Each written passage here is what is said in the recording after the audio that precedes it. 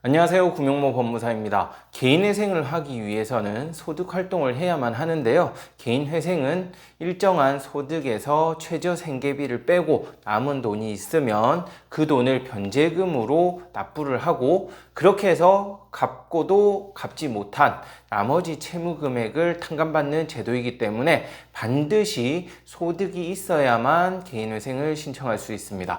그리고 이 소득은 일정 금액 이상이 되어야 하는데요. 제가 말씀드린 대로 최저 생계비를 빼고 남은 돈이 있으면 그 돈으로 변제를 한다 그랬죠. 따라서 최저 생계비보다 소득이 오히려 부족한 경우에는 개인회생을 하지 못하는 그러한 문제가 발생합니다. 이번 시간에는 이렇게 소득은 있지만 최저 생계비에 미치지 못하거나 또는 최저 생계비보다 약간 높은 정도 수준, 즉 최저임금보다 상당히 낮은 급여를 받는 경우에 개인회생을 할 수 있는지 설명드리겠습니다. 일반적으로 법원에서 볼 때는 최저임금 이상을 받는 것을 원칙으로 하고 있어요. 따라서 현재 최저임금은 약 200만 원 정도 되거든요. 세전 200 정도 되니까 세후로는 약 180만 원 정도 되겠습니다. 이 정도 금액 이상을 받는 것을 권고하고 있는데요. 하지만 상황에 따라서는 그 최저임금보다 적게 받을 수 있겠죠.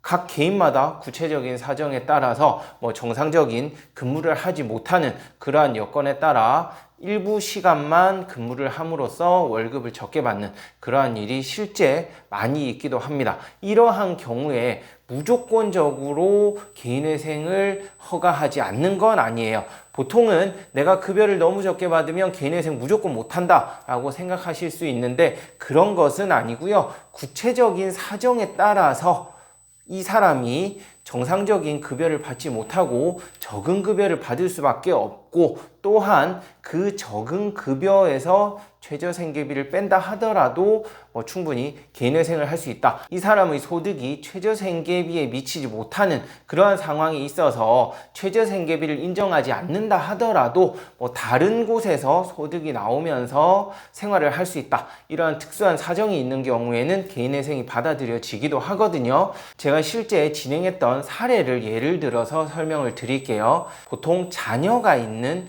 주부의 경우에 급여가 적을 수 있습니다. 이러한 사례가 상당히 많은데요. 왜냐하면 자녀를 양육을 해야 되기 때문에 근무 시간이 짧을 수밖에 없는 거예요.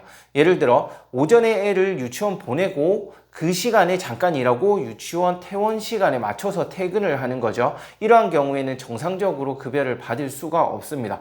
그러면 예를 들어서 월급을 100만 원을 받는다라고 했을 때 과연 개인회생이 될 것인가?